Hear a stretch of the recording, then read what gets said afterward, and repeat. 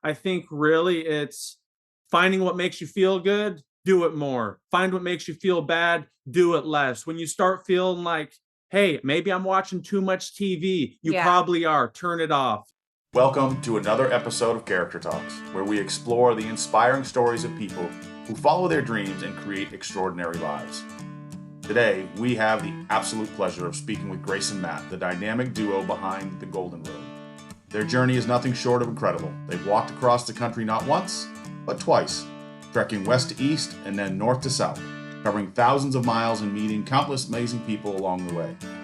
Grace and Matt are the perfect example of what happens when you take a bold idea, trust in it, and make it a reality. Their positivity is absolutely contagious, and their story is one of love, adventure, and faith. From a chance connection as best man and maid of honor at a wedding, to selling nearly everything they own and walking coast to coast, Grace and Matt embody what it means to chase your dreams without hesitation. Their adventures, challenges, and insights are sure to leave you inspired to take on your own journey, wherever the road or trail might lead.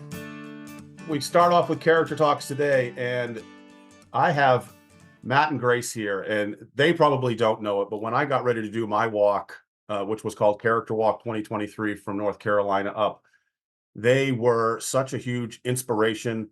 They provided a handful of or responded to a handful of emails to me just to give me a little bit extra. So along with you guys and Isaiah Glenn Shields, who also walked across the country, he was on a previous podcast as well. You guys really were more inspiration than probably you know for my walk. So I'm personally excited to have you guys here. So welcome to Character Talks. We're happy to be We're here. happy to Thanks be for here. having us. We're happy we could help. This is gonna be so much fun because I have followed you. I guess I didn't follow you on the Colorado Trail walk because maybe I wasn't aware of it, but certainly Yeah. the other walk and then all the way down. I was trying to coordinate my character walk with your walk. I'm like, how cool would that be to? And you were the inspiration for me because I actually jumped onto the East Coast Greenway at one point thinking, well, here are people that have done this a lot more than me. Why wouldn't I learn from them? And so I actually jumped over to the East Coast Greenway and started walking up that way as well. That's awesome. So I was hoping our paths would I know. cross. Close. Yeah. One thing I do like to do though is if you guys could give us, on the header of the character mill is what defines who you are, and I think it's important for the listeners to kind of get a little bit more understanding of who you are. You guys lay it out on your website really well and how you met. I think that's in itself is a really cool story. But can you kind of give us the Cliff Notes version of who you are and what's important with you and where you're coming from? Yes, it's always so hard to give a Cliff Notes version because I feel like it's so chaotic, but I feel like you've got it down, so I'm gonna let you take it away. Well, first, Grace and I met at our best friend's wedding. I was the best man. She was the maid of honor. We were both dating other people. Day after the wedding, I went home and I broke up with my girlfriend and I was praying to God, I hope I get Grace. Because Grace and I had this connection that I knew I've never had with anyone else before in my life. And I knew I wanted to share that with her. And thankfully, after some poems and some love letters, I convinced her to let me fly to Iowa. And I bought the plane ticket as soon as I could. I flew to Iowa. And that first day, we told each other we loved each other. And the next day, we made our social media page, The Golden Road. And the reason we made it, we had no idea what we were going to do with it, but we felt like we had something really special together to share with others. And the Golden Road to us, it doesn't mean that everything's always rainbows and butterflies and gold. And it just means if you're doing the right thing, if your approach in life is to grow, you're always going to be on the golden road. And that doesn't mean it's always the sunshine, but that does mean that you're on that right path that's meant for you. Yeah. And so then Matt, so that was like the beginning and why we started our social media account. But our social media account had just sat, quiet for a few months because we didn't know what we wanted to do with it yet. And then I was living in Nebraska. Matt was moving to California to help his friend coach basketball. And so he's like, you got to move to California. So we moved out there and we were only out there for like 3 months. And then we just knew we were kind of getting bored. We needed to do something. And Matt read the book To Shake the Sleeping Self by Jedediah Jenkins. And he talks about his parents who walked across America. And Matt was like, that would be so awesome. Let's walk across America. And so we came up with a plan. We sold all of our stuff. And as soon as our lease was up, we walked from California to South Carolina. And then we bought a short bus, gutted it out, bopped it around, helped out nonprofits. We love helping out nonprofits, hiked the Colorado Trail.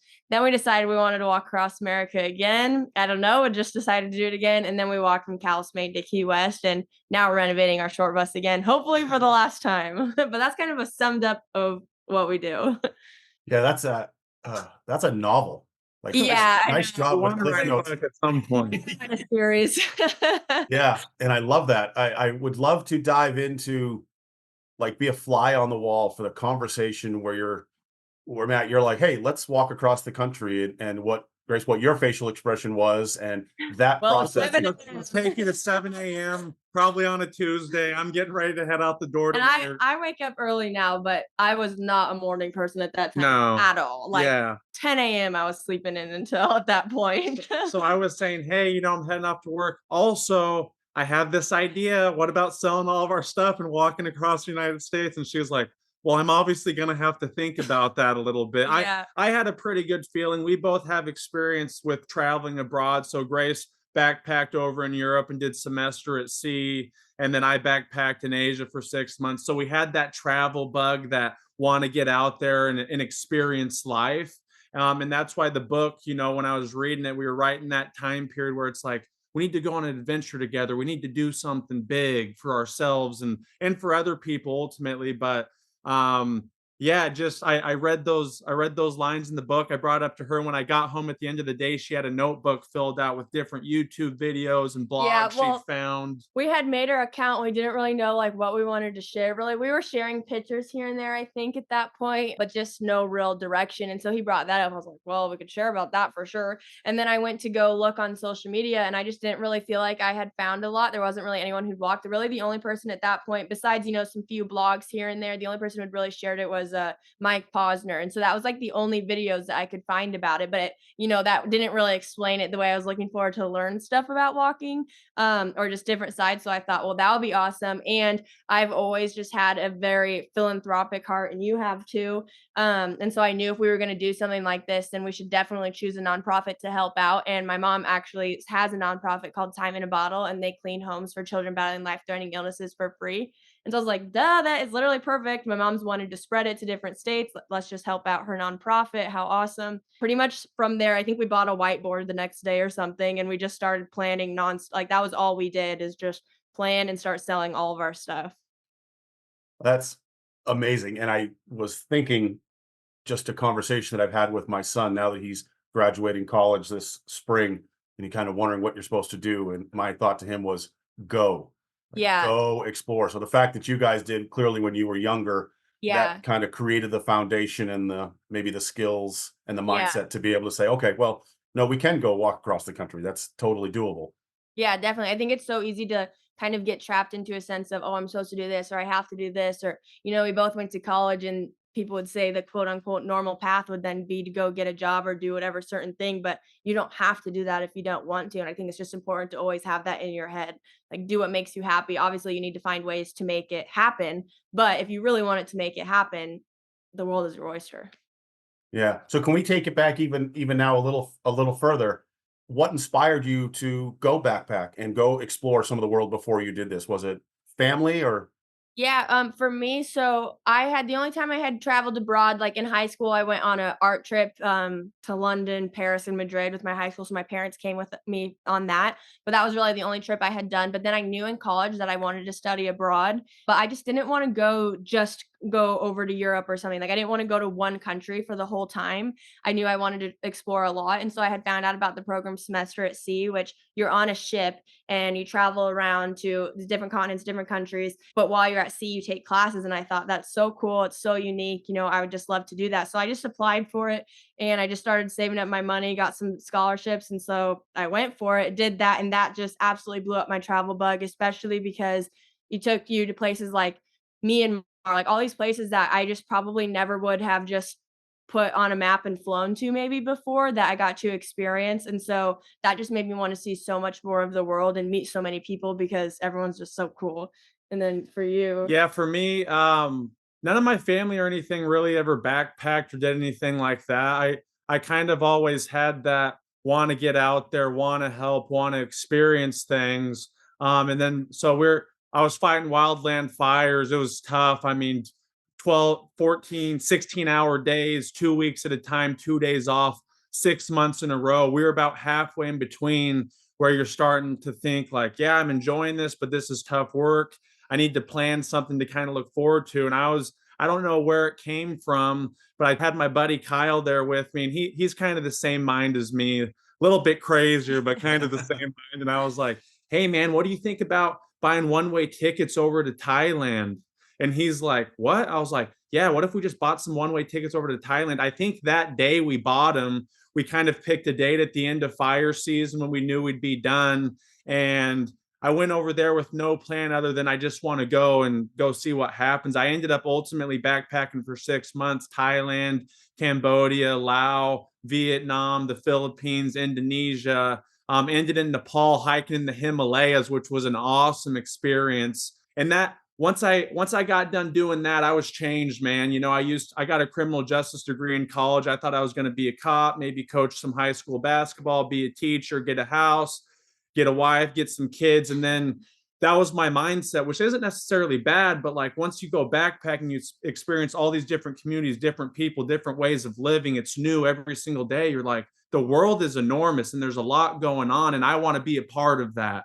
And I'm very thankful for all the coaches and the teachers I had, and I'm very thankful for all the police officers and stuff like that. But it wasn't my path ultimately. So yeah, after that point, I mean, Grace and I met when I got back from backpacking in Asia, Literally right when he got back. probably 3 months later. So I think that's why we also were able to kind of bond right away, because we had both gone down to the wedding early to help out since we were like maid of honor and best man duties or whatever. But there were times when they wouldn't need us, so we would just be talking on the side. And so that was kind of just an instant connection because he was just fresh from that. And I was craving that still because I had been home for 2 years at that point. So I think that's kind of Yeah. started it off. Well, I hope people that are listening, I'd love to have you right now just hit pause, rewind about 4 or 5 minutes, and just listen to that whole segment again, because it's so powerful. It literally just started with a decision. Like let's an idea and then make a decision and go. And Yeah. yeah, that's so awesome. And I'm thinking, here you are thinking, oh, I'll just get a job and I'll do a house. And instead you got a couple dogs and a 3-wheeled cart and Yeah. and a bus. You never know what it's going to turn out to be. Yeah. And I'll put a cheap plug into Mike Posner, because you're now the second folks that I've had on the podcast that have been kind of influenced or inspired a little bit by him. The other one was Andrew Kivett. He was, I think, one of the earlier episodes. Nice. So Mike, I've emailed you a couple times, pal, about being on the podcast. Come on. Yeah. Wow. I mean, there's so much there. There's so much good stuff. And the word, character is the word that is the backbone of the mill. And that word just kept popping into my head as you guys were both talking. Like, man, you guys just ooze character. There is so much there to what you guys are doing. We appreciate you. I want to jump into now your word. And for the first handful of podcasts, it used to be funny. I used to do it like it was some big surprise, and then I finally realized that the word is actually on the cover of the podcast. So I don't know why I made it a surprise. But your word, talk to me about your word. What defines your word and how that kind of plays into your life now? Yeah, so our word is authenticity, and we definitely, I know everything we do, every decision we make is this authentic to us. Yeah, and I think authenticity kind of goes along the lines of how you're talking about, there's goods and bads to social media. For us, being authentic is super important because when you are influenced by so many different people and things going on, I think it's really easy to compare yourself to people, and it's really easy to try to make videos a certain way, post pictures a certain way, maybe go on a walk just because someone else went on a walk. But being authentic is being authentic to yourself. Like deep down, what do you want to do with your life? Deep down, how are you? Like the way we post videos and take pictures should be completely different than everyone else. We shouldn't be trying to copy what someone else has done who's been successful in their own ways and think that's going to work for us. So Yeah, the world is cool because everybody is their own person, and it's cool for all of us to be able to, and obviously there's going to be things, you learn from different people and you take on certain traits and things, and that's fine, and you become this big melting pot of everyone you surround yourself with. But hopefully all those people you're surrounding yourself are authentic, because it's just going to make you even more so an authentic version of yourself. Yeah, and then the thing for us, we strongly believe that if we're authentic and we're doing the right things and we're helping people when we can, we're working on ourselves and we're having faith in the process, everything is going to work out how it's supposed to. We really got away from setting up these certain images that we want our life to look like, because it's never going to be that way. And if you have all these certain thoughts of I want this and I want this, that's great. It's great to have goals, but if you're not happy with where you are, and if you don't fully believe that by you being authentic and working hard and doing what you're going to do is get you to where you're supposed to be, then you're off course. That That's about it. sums it up. Yeah, no, and that's a great point. Again, and we talked about how I think by just our human nature is humans come from an area of love, kindness, empathy. And when you are open like that, those people that come into your world, come into your environment, maybe they don't have all the characteristics that you like, but that's you learn that. Like, well, Yeah. I like this about this person and I aspire to be that, or they're all ingredients to Yeah. the cookie mix of authenticity. I was doing a little work because if you look up authenticity in the dictionary, it comes back with to be authentic, which Uh-huh. makes no sense Like, to me. perfect. So then I dove a little deeper and I came across a definition. It says authenticity considers how to live a free life. Authenticity comes from owning up to our self-defining choices and transcending one's situation to make something of oneself. To deny one's condition of freedom and ongoing development is to be in bad faith. Hmm. Yeah, I like Yeah, I that. like Yeah, that. that's a good definition. I read that and I instantly thought, I think this is going to ring true to you Yeah, guys. yeah, absolutely. So in your normal day, because you guys are not walking anymore, you're now getting the bus back up, and you're doing an amazing job. Because Thank I you. think I commented to one of your things about we're getting ready to do that too. We're not going to do. We've talked about a bus, but ultimately, I think we're going to go a van Yeah, Nice. nice. Yeah. just so we can be a little stealthier. Yeah. It is better for that, definitely. Yeah. So how on a normal day, because it's naive for us to think that we always wake up and Matt, I think you hit on it, that we're going to wake up and we're always going to be positive and we're always going to have this. I mean, there are just going to be days that we're a little worn down, or decisions or things that didn't happen the way they Yeah. want to. So how do you guys keep yourselves authentic?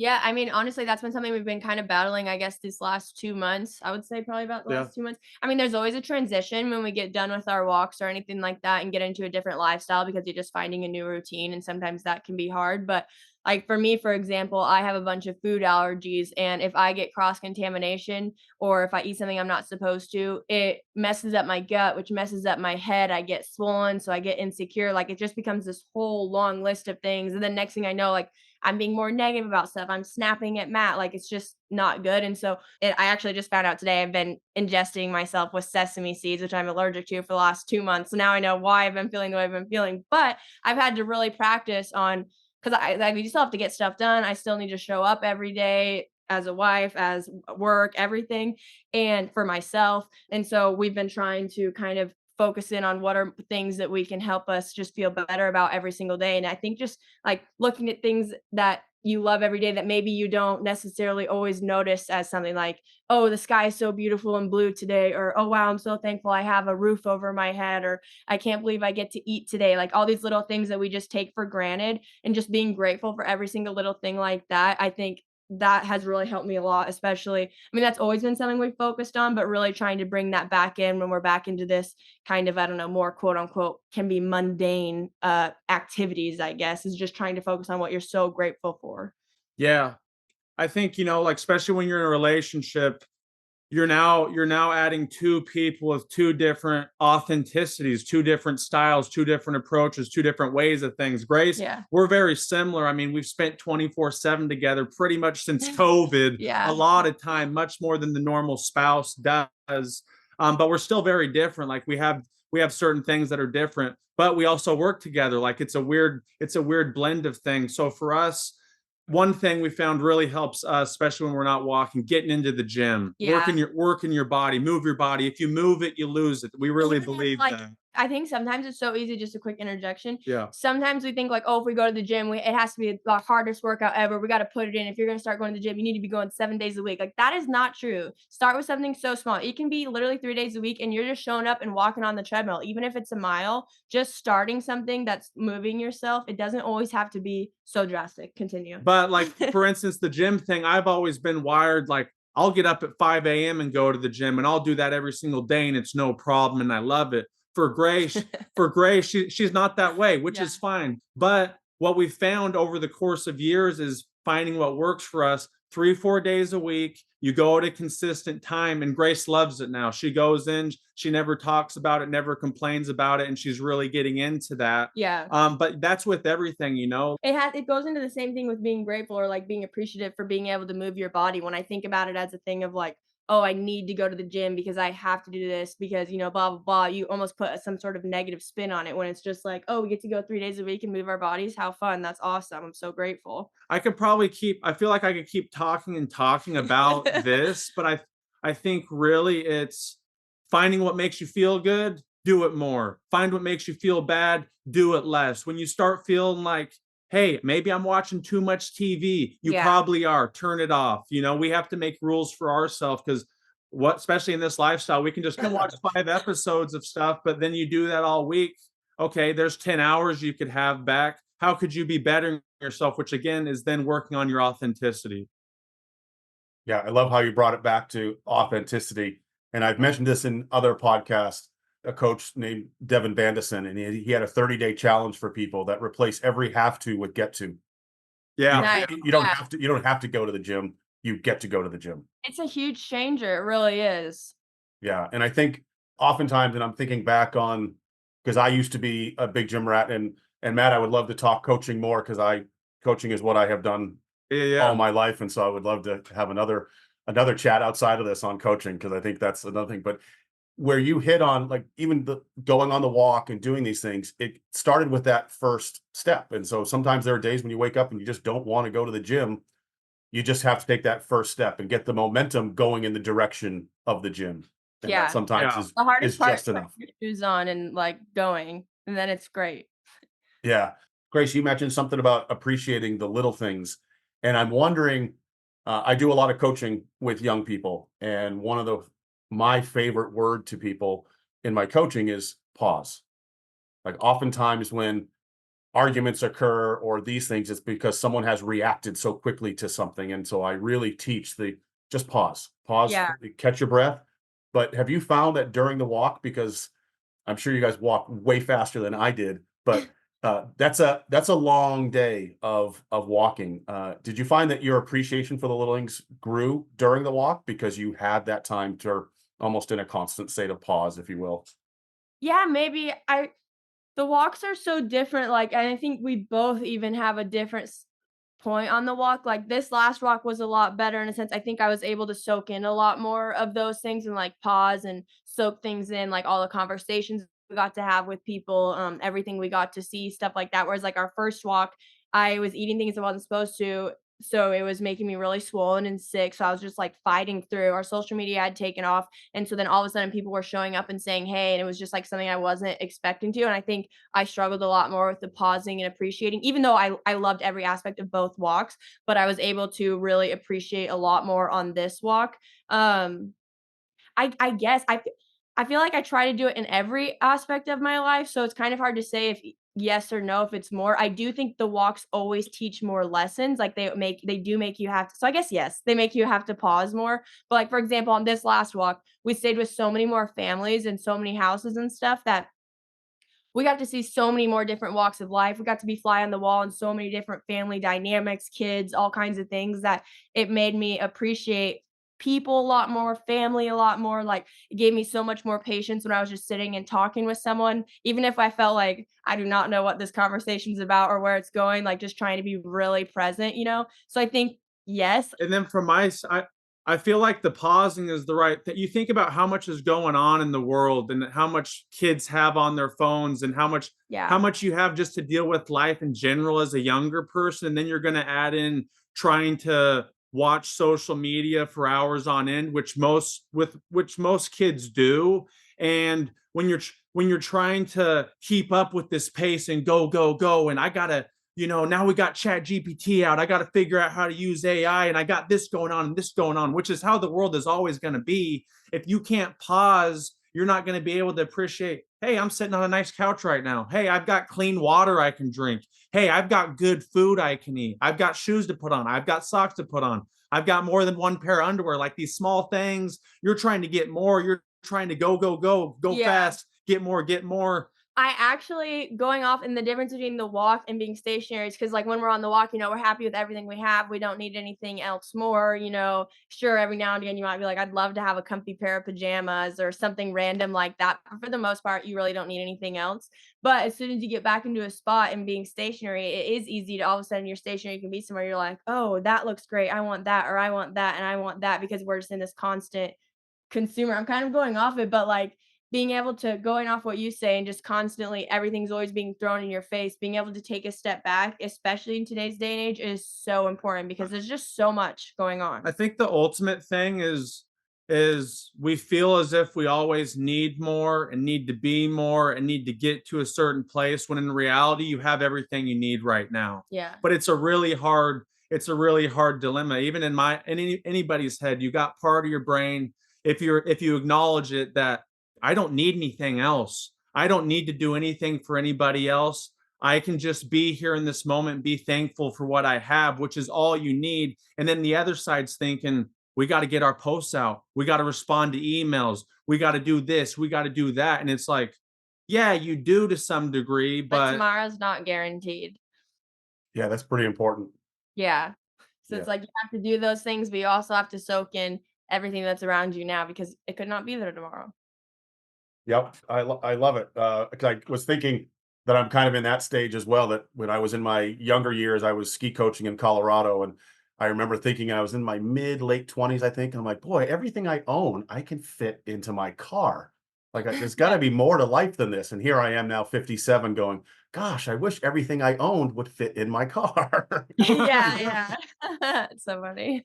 So, is there a particular, and I'm sure there's a ton of them, but on the idea of authenticity and character growth, is there a specific story or incident that jumps out after during your walk from on the East Coast Greenway that sticks in you? Like a lot occurred there, and for me, I'll be honest, when I did my walk, the biggest stressor, and again, I hate the word stress because it's, yeah, the biggest thing that I was concerned with every night was finding someplace to sleep. That caused me stress from the moment yeah, I woke up in the morning because I was walking with my dog, and I'm an older guy, and I just, that was always a big stress for me. And Yeah. ultimately every night I found a place to yeah, sleep. Sometimes it was on a highway behind some the state lawn mowing equipment that I would set up because I could pitch my tent between these two pieces of equipment so no one would see me.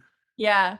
That's where I surprised myself. That was more where I came from as far as growth came, because I'm a confident person already, but for some reason, I questioned my skill to be able to figure out to navigate where would I sleep each night. And Yeah. ultimately, that is, I handled it. yeah. I mean, and that That that is for that stressful. for us was one of the more stressful parts of the walk. As we get into the walk, you get in more and more of a flow, and you just know you're gonna find some spot. You know it's gonna happen. Towards the beginning, I mean, even we did our first walk, but even the second walk, starting the second walk, it was a quicker adjustment, but it was still like starting something new. We were scared. We had all these people telling us, you better be careful walking through all these cities. You're not going to make it out alive. We walked through Philadelphia, New York City, Boston. I mean, all these big Miami, all these big cities, and nothing bad ever happened to us. But it still took us some getting into it. I'm trying to think of like a specific moment. For me, like the walks in general and the Colorado Trail and all that, it helps me prove to myself that I can do hard things. And especially, for example, the first walk, we didn't want to walk in winter. We were going to go down low and walk all the way across Texas, but then we decided we didn't want to do that. And so we went up and we walked through winter, which we weren't prepared for. We had summer gear. Like we woke up one morning and literally the top, we just had a double sleeping bag, and the top of our sleeping bag was soaked wet from condensation and stuff. We had set up, there was snow all around us. It was all icy cold. I mean, it was just horrible. It took, I don't know, over a mile for me to even be able to feel my toes. And I just wasn't something I was expecting to do it, but I did it and I did it every day. And like at that point, I don't know why I didn't have a waist leash for Nemo. And so I was holding her with my hand that I couldn't feel. Just so many things where it's just like, it was hard, but also I knew that I could do it and I knew that I'd be okay. And ever since then, and every time we do those adventures, it's just made me so much better as who I am now because I know that no matter what comes my way, I'm like, I can do this. Like it's most of it's all in my head and I can do it no problem at all. Like that's been a big help for me, Yeah. but that's all of them. Yeah. Yeah, not to mention, doing the walks. Doing the walks is amazing. Doing the walks with 2 dogs, that's a whole 'nother element. So I don't know if you guys Yeah. follow Isaiah Glenn Shields. Yeah, I found Yeah. on Facebook. So I'm interested because I think he was on a podcast a few episodes ago, but I think in the next leg of his walk Europe, he's bringing his dog Jack with him. Nice. So I'm anxious to see the dynamic of how It that changes a lot. 100%. Yeah, it's Yeah. one thing to be responsible for yourself or for each other, but it's Yeah. also a whole nother thing to be there and responsible for 2 creatures that somewhat need you for everything. Yeah, well, and we always think like times, I mean, in times when that people would say, "Oh, come and do this or come this way," it changes a lot of the opportunities sometimes you can't even do because it's like, "Oh, sorry, I can't. You're not dog friendly," or "Where am I going to put my dogs?" or something like that. I think that's really the biggest challenge. Otherwise, I mean, we have to slow down for them sometimes, but I think that's good for us because it allows us to pause a little bit more. I would say that on this last walk, that was probably more so than finding a place to sleep. That was the biggest stressor is, I mean, Foxy was chilling like a queen on top of the Yeah. postcard. She had a Yeah, son. yeah. No, when I die, I want to come back as Foxy for sure. She was but Nemo, I mean, we walked through the depth of summer and It we was were in hot. North Carolina, Virginia, and it was 95 plus and humid.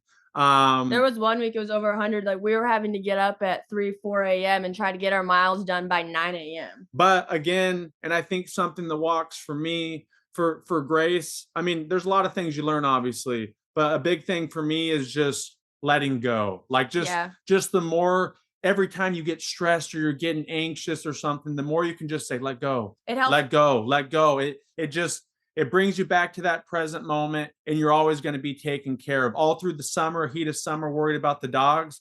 Guess what happened? We had people letting us crash in their sheds with AC. We were getting air Yeah. conditioner literally every night we needed it, except for a couple, which you can get by. But Literally, Matt has changed so much over, I mean, I'm sure I've changed too, but you've changed a lot over all the walks, and especially, like, your patience and letting go and stuff like that, because those were kind of always your bigger things where he would get a little bit more stressed about, and it does, you have to learn how to just be patient and let go.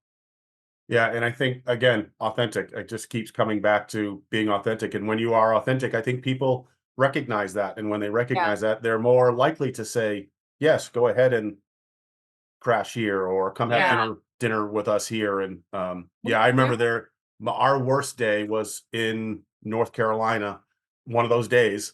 Yeah. yeah, And everybody thought, everyone, well, I should say, I thought on this walk it was going to be me. I'm the big older guy, and my dog Kylie will run and run and run forever. And here we are walking down the road, and she would go probably 3/4 of a mile or a mile and literally just fall to the side because she was so Yeah. dehydrated.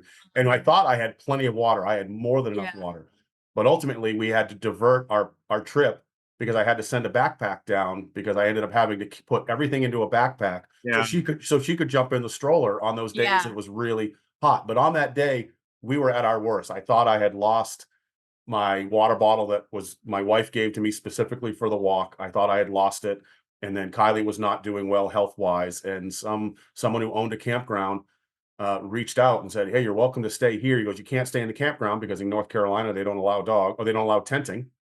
He said, "But I've had a house that I'm renovating. You're welcome to sleep on the back deck if you want." And then his manager of the campground an hour later came over with this huge plate of food for us. And, so again, when you're authentic and you're genuine, the yeah, universe has a way of looking out after you. yeah. Absolutely, it's so true. You just have to trust. Yes, trust. Wow, another great word. So the last question, how do you define adventure? How do you define that? And what do you have any adventures coming up that you're planning on? I think adventure for everyone is different, but I think the biggest thing is that you're kind of pushing yourself outside your comfort zone a little bit. And it doesn't have to be super extreme, but just some sort of sense of pushing yourself out of your comfort zone, I think is adventure to me. Yeah, I mean, to keep it simple, I would say just trying new things, you know?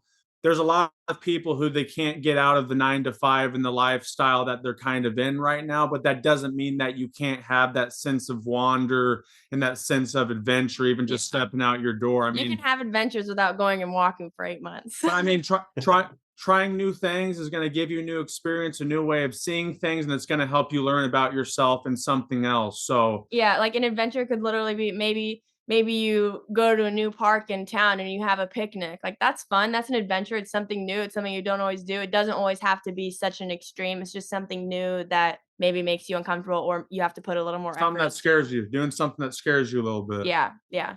And then when it comes to having more adventures planned, so we for sure, when it comes to another walk across America, we want to do the Great American Rail Trail that goes from Washington, D.C. to the coast of Washington State. That being said, it's 3,700 miles. Foxy's 10, Nemo's maybe 5 or 6. We don't really know. And we would hit winter. So we think we maybe just are going to have a little pause on the real long walks for a while. We don't know. Who knows? I mean, we didn't even know Yeah. we were going to do this last walk. It was just Typically, so it could come random. next week, and we're gonna be like, "Hey, we found the Yeah. walk we wanna So do, let's do it." so we don't know, but we do know that we wanna do some shorter walks like the Katy Trail in Missouri. Just we wanna find some smaller walks across certain states. Eventually, we wanna do the Triple Crown, the Pacific Crest Trail, Continental Divide Trail, Appalachian Trail. But again, you can't take your dogs along the whole thing of that, so that will be later in life.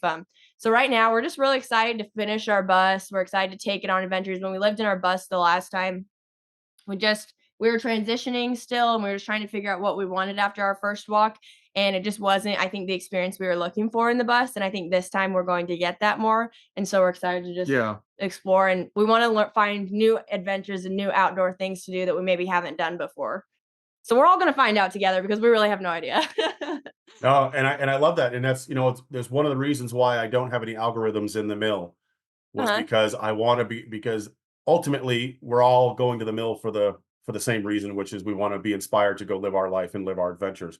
But I love the idea of going, and it happened well, maybe a month or so ago that someone posted something, and I went in and went, oh, I've never thought of that. Oh, I'm gonna go look and research that and get Nice. excited because I don't need to go to other platforms and where I'm always going to see hiking and camping and mountain biking and all that because I already know that. So Yeah, Yeah, yeah. that's yeah. one reason why with the mill is I want to discover new Yeah, yeah. adventures. Absolutely. And for the people that are listening, I want to emphasize what you guys said, along with a guest that I have upcoming in a little bit. So a future guest that I have coming in is Alistair Humphreys, and I'm not sure if you're familiar with him, but he biked around the planet. It was 46,000 miles, and he biked around the Oh, planet. But he's now wrote a book, and his big thing, and the reason I'm having him on is he's coining the phrase of micro adventures, and that okay. here he has biked around the entire planet, and his focus is now micro adventures. So he's taking the area that's directly around his house, and he kind of plotted it in 1 kilometer square blocks. And every week he just goes out in the woods in that 1 kilometer and just explores his area. And Oh, then the next week he moves on. And so the part that I hope the folks that are listening is you've got you guys, what you have done. I think most people would not even conceive the idea of doing what you have done, and yet do it in such, well, I was going to say with such grace, pun intended. Um, and be so open and share everything that you do, and yet you also recognize that an adventure can be just something tiny. It can be yeah. just something a little bit small, and then so that was what popping into my head was with here's a guy that's biked around the planet 46,000 miles, and now he's doing the exact same thing with his life. He's kind of going into those micro adventures. So I think it's just cool the connection, the correlation that Yeah, yeah. here are That's people awesome. that have done massive adventures, and yet the small adventures are equally as important. Oh, Oh, yeah, absolutely. 100%. Yeah, so I love it. Well, I will make sure I put the links and stuff so if people want to follow you, and I will tell you if you're not following these two on social, please go and do it because you were commenting earlier how making that perfect video or making the perfect post, and that's the one thing I personally love about your posts is they are authentic with capital letters, exclamation marks, flashy neon letters. Thank you. I mean, everything about him is authentic. Because like I think that's why people like to follow you, is because they feel like they're not just following you, they're actually doing the walk with you, because you are so authentic and you're genuine in your posts. So folks, Thank if you. you're not following these guys, please jump in and continue to follow them. And because I know you've got more adventures coming, and it's going to be really fun. Yeah. Well, we couldn't stop. Well, you know what that means. That just means another podcast down the road. Yes, Yeah, there you perfect. Yeah. So Matt and Grace, guys, thank you so much for your time today. This has been an honor on my part, because I've been a fan of yours for a long time, and so I appreciate you guys taking the time and joining me today. It's We great really to appreciate finally you. get to talk to you. It was Yeah. awesome. Thank you so much for everything. Grace and Matt's story is a beautiful reminder of what happens when you follow your heart, trust your faith, and live boldly. From the mountains of Colorado to the beaches of South Carolina, and from the rocky coast of Maine to the southernmost point of Key West, they've shown us that the road to adventure often leads to rediscovering ourselves. We hope their journey has inspired you to chase your own dreams, embrace challenges, and find joy in the unexpected. If you enjoyed this episode, we'd love to hear your thoughts. Be sure to comment, like, and share Character Talks with your friends. Don't forget to follow us for more inspiring stories like this one. And if you're looking for even more inspiration, sign up for our Roots to Peaks newsletter, where we blend adventure and personal growth to help you take your own steps toward a life of purpose and fulfillment. Thank you for tuning in, and as always, we'll see you on the next episode of Character Talks.